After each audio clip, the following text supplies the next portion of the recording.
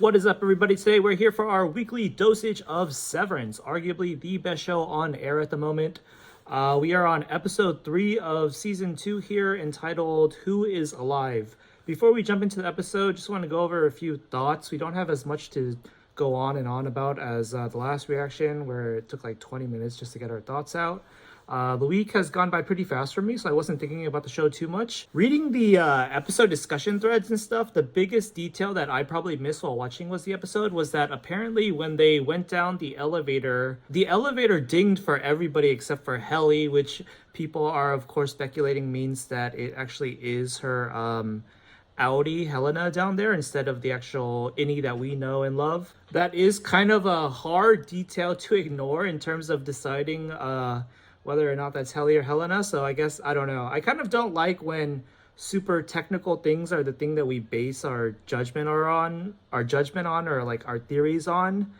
I kind of just want to go by it at a gut feeling, and even if we're wrong, it's like at least the experience was kind of rewarding, you know, because it like made you come to your own interpretations based on more visceral things like how they acted or what they said, how they interacted with other characters. But again, like I said, that's a hard detail to ignore because it just seems like it had to be intentional. So we'll just keep that in mind as we're watching and we continue to unravel the mystery. Another detail was that I saw a comment pointing out how like there's like a pretty big water motif going on with Lumen. All of the Lumen housing neighborhoods, like the ones that Mark and Dylan and Irving live in, they all have like kind of like a water themed name, like it's lake or creek, something lake, something creek. There was a water tower in the orientation video that they showed them, which isn't too weird, but it's like it's kind of there, you know. Then lastly, of course, the whole project name is called Cold Harbor, which also has a water kind of motif going on. So that's kind of an interesting detail. It could just be kind of like a subtle motif going on, but maybe like at the most dramatic or biggest influential point, it's like a clue for what kind of bigger grand scheme is going on here. Like, I don't know, maybe they poisoned the water in that town or some shit, or one of Lumen's big objectives is like some, I don't know, deep sea mining or some shit. A little detail that I noticed upon rewatching was that in the beginning of the episode last week, Helena is talking to Milchek and they're like kind of going over the damage control, and she tells Milchek to go talk to like every single Outie involved of the main cast and like get as much details as you can out of them to like find out, I think it was like quote unquote, like find out every single word that they said during the overtime contingency, that 39 minutes or whatever. And then even though she tells him to do that, the episode only shows us Milchek firing Dylan and Irving like pretty much right away. Like you could argue that they just cut out or omitted the scenes where he like interrogated them to find out like what they did during the OTC time. But when he's firing them, he's like talking to them on their porch. So you kind of have to assume that the conversation didn't go on that long. Like when he talked to Mark, he asked Mark if he could like come inside, and they sat down at the dinner table and talked, which was kind of part of the reason for our interpretation so far. Like I've been thinking that, of course, that must mean, or that's part of why, or it kind of indicates, it's one of the things that indicates that Mark is like more, he's more special than the rest of them, and they like have more reason to keep him on and acquiesce to his whims or whatever.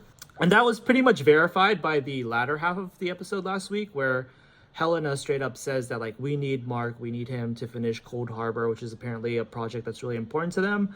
But yeah, I thought it was kind of, I don't want to say like a plot hole or inconsistent, but it was kind of interesting that Helena told Milchek to like interrogate all of them, find out everything that they all did, but he like didn't really do that for Dylan and Irving and kind of just fired them. Also thinking about how Cobell got fired, or not fired, they offered her like a different position, which was kind of up in the air in terms of whether it actually was like a promotion or it was kind of just a BS way of them saying or just kind of appease you, and yeah, it's not that great a job. I was thinking about it, and it actually kind of makes a lot of sense for them to do that, because from what happened in season 1, Cobell is like she's like the face of Lumen to the main cast. They're the Innie versions of them, that them allowing her to go back there and like be their boss again, it just, there's no way that could like is feasible. Like they would not be able to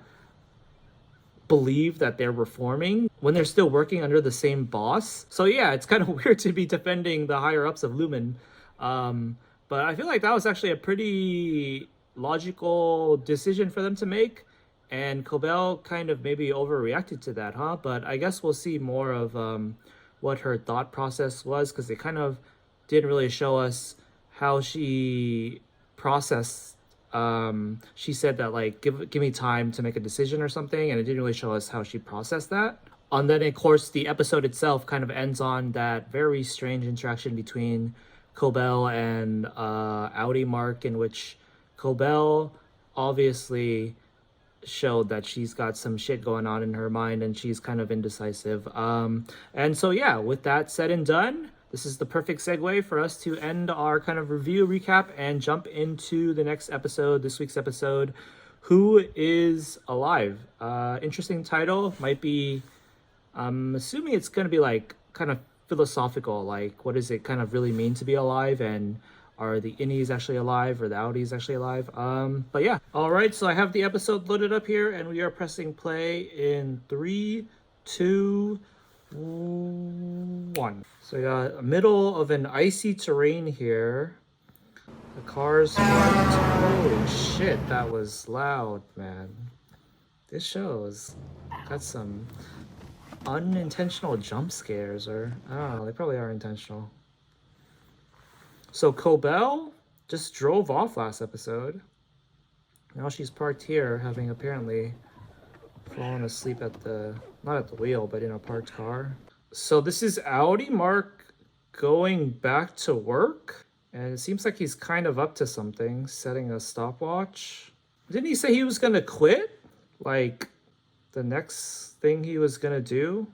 Why is he timing this?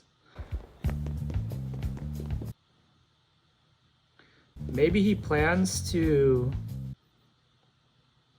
Oh, he's like casing the joint. It's like seeing how long all their protocols and procedures take. Is he gonna remember that count? Yeah, he probably will once he goes back to Outie mode. Huh, why is he doing that though? He stopped the stopwatch too, right? Or did he leave it on? It doesn't really make sense for him to think there's a reason to time how long he's in the office, right? Because you can just tell how much time has passed from a regular clock once you check out. Okay, me and Helly will find the goat man. Yeah, maybe later. How can they just be making signs, printing out flyers out in the open like this? Oh, is this Dylan being already persuaded to meet his family?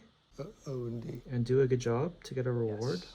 Oh, it feels kind of surreal. Like this is the first scene of like our gang back in action. Lumen is listening, remember? And kind of like doing things starting from their base of operations. It feels weird because we're like already 3 episodes in. You haven't been back there, have you? Not you. Thank you, Hetty. This is Helena, dude. She's up to... It's like, it's too on the nose how helpful she's trying to be. It feels like it's literally someone who just watched tapes about all of our adventures and is like trying to address all the things that needs to be addressed. Look at how like plan of action she's trying to be right now too. The initiative she's taking. Once we're out the door, my Outie will know what to do. It's too sus. Okay, I'm talking too much. I'm missing some of these subtitles in line. Oh, wow. Just turn a few corners and we're ready to get into intimate mode. This is Helena, dude. What is she doing?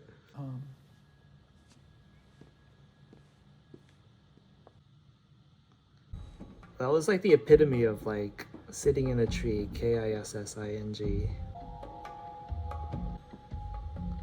How long have those balloons been there? It's been a while. Like they're not even floating all the way up to the ceiling. You just noticed this, Milchak? Bro, fired, demoted. Dang, is that really something to be so angry about? Is that like such a declaration of Mark S.'s rebelliousness? He didn't want to keep the balloons? I've recreated the paintings. The ones my Outie was working on. How? On what medium? Imagine he recreated it on Excel. Have you guys seen all the crazy shit people do with Excel? We could go today. You could accompany me. Yeah. Dude, Dylan is already so Maybe you compromised. go yourself. Like for Kind stuff, of disappointed. Stout. Yeah. Yeah, bro. Military. can't- Oh, Milchek. Oh, Huang. Yo, the flyer's in your hand. Are they going to be open about it? Hall pass. What did you do with the flyer just now? How did you hide it so quickly? Good morning, Seth. They were in the... I've got the board. Oh, Of course. Milchek. Board time. First Hello. time seeing it. The board says hello. Hello. The board says you're welcome. The board is jubilant at your ascendance.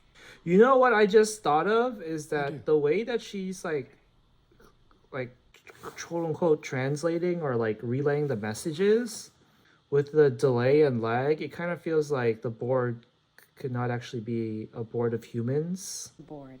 These inclusively, re-canonical. and like some giant, like a cliche would be like a giant AI machine that has to like load what it's gonna respond with, which is very cliche, and I would probably prefer that not to be the case.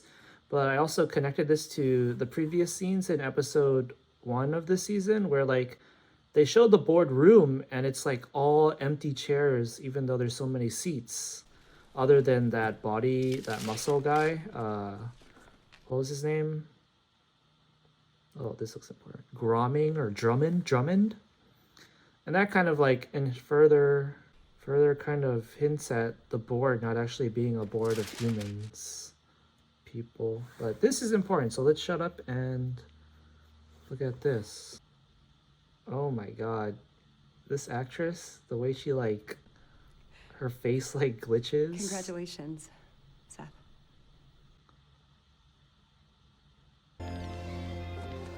We found the goats! But what does it all mean? The juxtaposition of like the naturey vibe, but also still the sterile, like lab lighting on the ceilings with those kind of lights. Holy shit! Is this a humanoid goat? Oh, okay. I thought it was a goat standing on 2 legs. Some fucking bafflement. How did they not notice that guy? It's not like he's completely disguised. Are you here to kill me? What?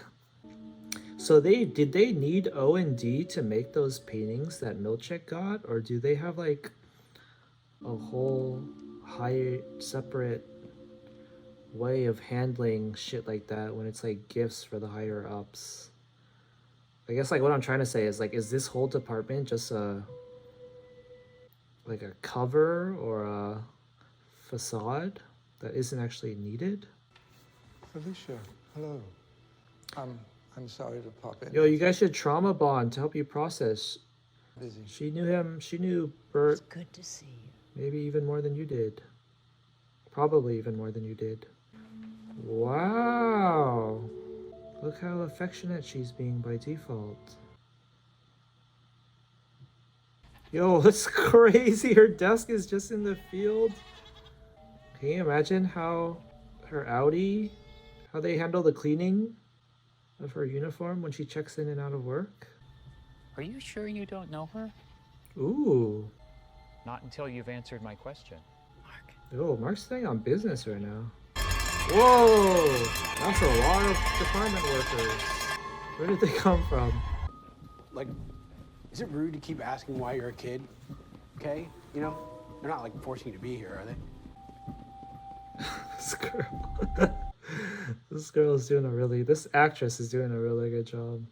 I did look it up. The actress, I think at the time of filming, she was only like 17 years old. So yeah, this is actually extra impressive how well she's pulling off the required vibe for this show. Is this the visitation thing? Or like some kind of pseudo version of it? Some relaxation? Oh, is that Milchek? Wow. Oh, is that his wife? Oh, this is the visitation thing, isn't it? Because the layout of that room, there, I remember like a circular. This is actually something I was going to talk about at the beginning of the video, but I thought it wasn't important. When we got shown Dylan's neighborhood, the layout looked kind of like exactly like the schematics that Milchek showed of this visitation suite. So I thought it was like kind of BS. They just like used the blueprints of the neighborhood and like pretended, but apparently this is it. Is this actually his wife though? Or is just some like paid actress? If this actually is his wife though, I wonder if Dylan's different personality in here is going to, I don't want to say like swoon her or something, but yeah, because like they kind of made a point of how Outie Dylan kind of like lacks confidence or whatever, and Innie Dylan is like much more outgoing. What happened to that thing Milchek said in the first episode about no cameras anywhere? We have 3 kids. And you... Oh, they're gonna guilt him into working hard because they need the job. My husband has had trouble keeping other jobs. He dumb? No. He a dick? No. Yeah, so look, they're kind of Nothing's wrong with him. reinforcing the difference between their personalities. He never quite found his thing. So he's actually Oh, this is actually like kind of a fuck up? kind of a smart play as well, in that they're like making him see that his outside life is pretty pathetic, so like he has less reason to want to switch, You want to see a picture of the kids? and this would like give him subconsciously pride in being like the quote-unquote actual provider for the family. But I can see how that also kind of backfires, in that like, why would you want that or deal with that when you don't even get the rewards of it in So the Jim form is of like 6. seeing your He's in actual the first kids grade and now. stuff and raising them? And Ruth is 4. But I guess this right here, the visitation rewards, is kind of a way of going about that. But will it be enough? You're gonna tempt him and he's gonna want the whole cake, not just a slice. Awesome. But it's a pretty good plays Lumen is making here, I gotta admit. She's falling for Innie Dylan. Yo, this is the most human like I've ever seen any Innie's act almost. I worked with Bert for 6 years, and I only ever saw him scared of one thing. Yo, Bert's gotta be He ex-military spent 2 too. hours on his hair the first time he went to visit you. Dang, 2 hours. Christopher Walken's hair? It looks so effortless. I feel like she's acting too human. Like, it's such a contrast to how we met her character, where it felt like she was like part of this system and kind of brainwashed. It kind of just makes me wonder why, like, Oh no, that's not Bert. All of them. That's something. shouldn't be so... Okay, I'm getting distracted. How do you know about the exports hall? Oh, there we go. Came to her with one mystery, and then you get the answer to another one. An even bigger one, arguably. We send a lot of shipments there. Export But now- halls. They send a guy. So they're exporting the paintings that they make? Or it's not all paintings, right? Because they make those airplane or martial arts instruction placards too. But export is a pretty key word, because Cold Harbor, usually a harbor is used for importing and exporting in this day and age. So they could be exporting that stuff to some other place. They just disappeared her. And who's gonna step up when it happens to us? If one of your goats went missing, wouldn't you go looking He's for appealing it? with the goats. It failed when I tried to appeal to your missing human friends, but what about the goats? And it's gonna work. People love their goats. She already knows something though. Yeah, there we go. In our husbandry tanks. Her sessions? Like her doing wellness sessions with your department? Excels at stargazing. Oh, there you go. Meant a great deal to me. You know what this kind of makes me think in terms of potential plot hole is when Miss Casey said that she's only been alive for like, I forget the exact amount, but didn't she say it was like only like a few hours or something? Like presumably only enough for her to do wellness sessions with MDR's department. But if she's doing it for all these people too, then presumably for other departments too, then it has to be longer than just a couple of hours or whatever she said, right? Look how many fucking people are in this department. Like to see your bellies. Ooh, kinky. Is this some like a umbilical cord kind of imagery, giving birth or something? Or are these like actually want to see if your belly button's an innie or outie?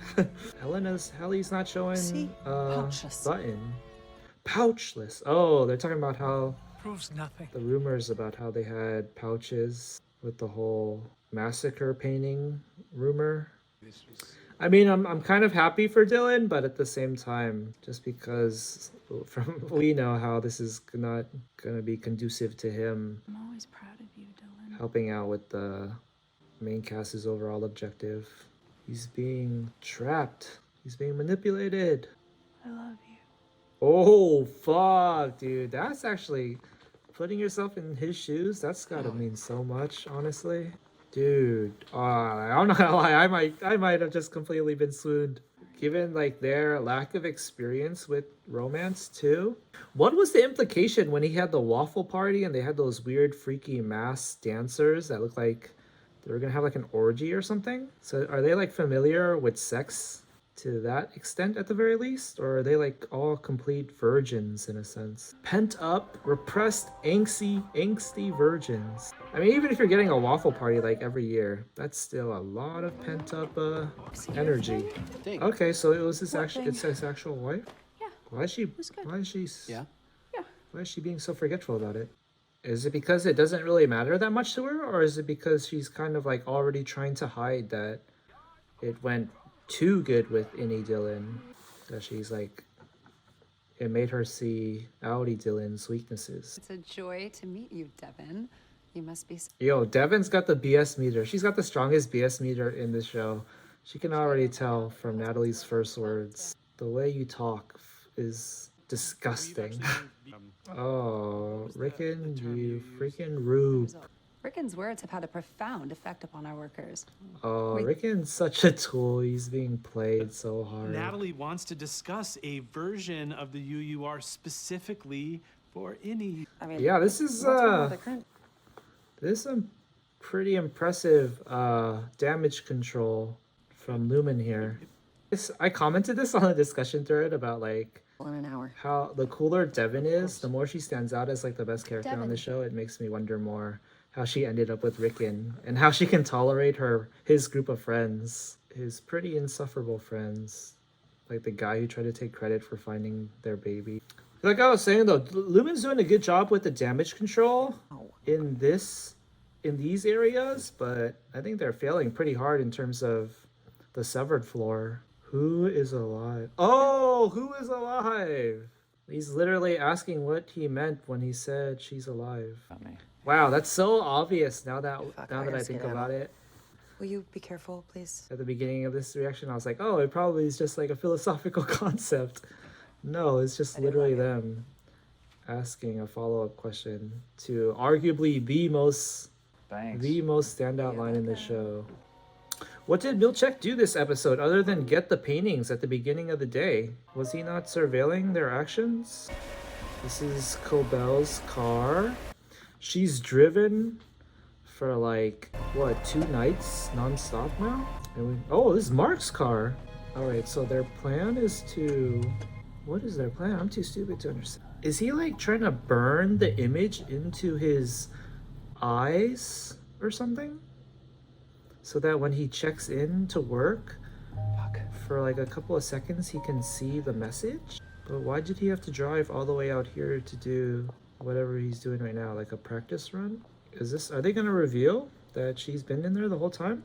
Wait, if Cobell's back in the vicinity of the office, where the fuck did she go earlier? So close to completing. Oh, she knows what Cold Harbor is. To ask you back. Honestly, I kind of agree. Like they don't really have that much reason. Don't have a choice. Oh, from the way I see it, they're kind of right in that she's not that quintessential an employee to them. But if she decided to be antagonizing to them, then that's when she kind of has something on them. But if they just like fired her, she moved on with her life, then they probably wouldn't be that negatively affected. But if they made an enemy out of her, that's a different story. Do we get to meet the board? This like shadow organization, the leaders? Like it's some dramatic anime, evil organization in charge of everything? Or is it just gonna be a little Amazon Alexa voice box thing? What's going on? She recognized that driver? Who's that? One does not simply walk out on the board. Okay, so obviously that guy is very implicative of something. The wildest theory that pops up into my mind is like, he's like some resurrected caveman or some shit that made Cobell realize that they've like gone too far or like have crossed some threshold. Jesus Holy Christ. shit! Are you trying to burn a message to your Annie? What is her name again? Ragabi? Dude, that was super scary, but I coincidentally was only like half paying attention, so it didn't scare me as much as it should have. But What? Jesus Christ, this show and its doesn't jump work. scares. Okay, Also, thank you you. could blind yourself. Thanks. And how was the Annie gonna unlock this fucking door? Where the fuck is he, and how did she find him? And why did he come out here just to do that? I'm so confused about that. Does he think like his house is like monitored or There's an something? Even easier the inside? way. Dude, Ragabi's so on point with everything going on. It makes me feel like. is alive at Lumen. Wait, what's? Who told you that? Oh, he technically already. Wait, isn't that like a pretty big reveal for him? That someone's actually saying it's his wife? I mean, obviously it was always on. They entertained the idea, but that was a pretty massive drop that he didn't really react to that hard. Is Gemma alive? She was the last time I saw her. Like I was saying though, Ragabi's so on point with everything going on that it makes me feel like she's part of a bigger team. Because it feels like it's too much for one person to like be like this informed in and stuff. Also for her not to be doing anything when she knows so much. Wow, who could have predicted that Ragabi would be the person to like finally get Outie Mark to come to terms with that? Does Ragabi must know One way only to get information in and out of Lumen. why Mark is so Reintegration. important to them as well? They're at it now. Oh make it work shit! That loves her with a version of you that can. Yes, do it. Oh, he's in. Or is he just saying that? I don't know why the lore drop of reintegration again was so exciting to me. It felt like a fucking shonen anime where the characters have to learn like a new power system to like survive in the new world, like hockey or some shit. But this is in line with my prediction that I was talking about last reaction, where I feel like the end game of this show is the main cast. I guess it's kind of obvious, maybe not, but like the end goal is for the main cast to go through reintegration to come to emotional closure for their respective character arcs. When I was talking about it, I was using Irving as the main example, where like he has to reintegrate with his outside self and then meet the Outie Bert, since Innie Bert is apparently permanently dead now. Like the only way he can get closure is if he interacts with the Outie Bert and like helps Outie Monitors Irving. differentiate the 5 brainwave frequencies Okay, of I'm gonna the stop talking. Oh, One this is the clothes that frequency, he's wearing in the opening 2 sequence? wa- This kind of reminds me When I was a kid, it was my fault. of the movie The Master, which is like kind of based off of Scientology and the kind of tests they do when they're like recruiting members and they do like a questionnaire like this. What month is it? You mean what, quarter? Oh, they only think in Wait. quarters inside because it's all work-based. What is your first memory? Tell me. Tell me your first memory. Hey there. You on the table? Oh, I wonder if you'd mind. they're taking it all the way back. Oh shit, this cinematography is going To crazy. start out, who are you? Is that? That's. I thought that was Milchek at first, but that was probably Petey, right? That was a great ending. Wow, this is such a Is this the first time an episode has ended on white? I'm pretty sure it has, because it's so striking to me. There's no way that I could have not remembered it happening before. Yo, that was sick. I mean, I'm gonna listen through this a little bit because I like the music too.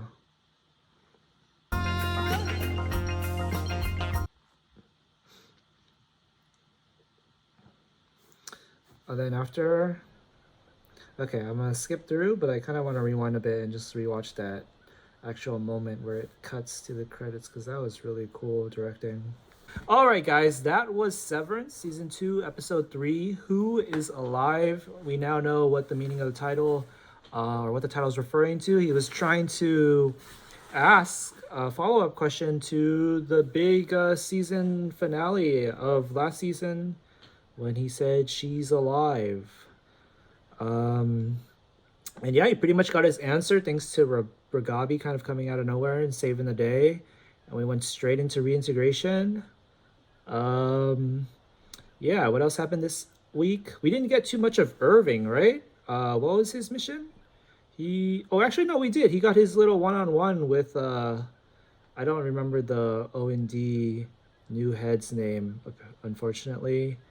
But they bonded over Bert, and then he also inadvertently got another big lead that another big W for the main cast.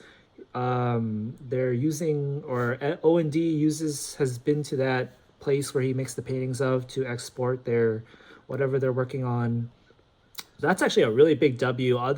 It pretty much would have been the biggest W the team got if Mark didn't stumble upon reintegration with Ragabi, because that opens a whole can of worms in a positive way in terms of how much information their whole any group can get now and plan. Holy shit, just recapping it is actually making me really excited, because I'm like thinking of how like they can all plan their like revolution now and strategize.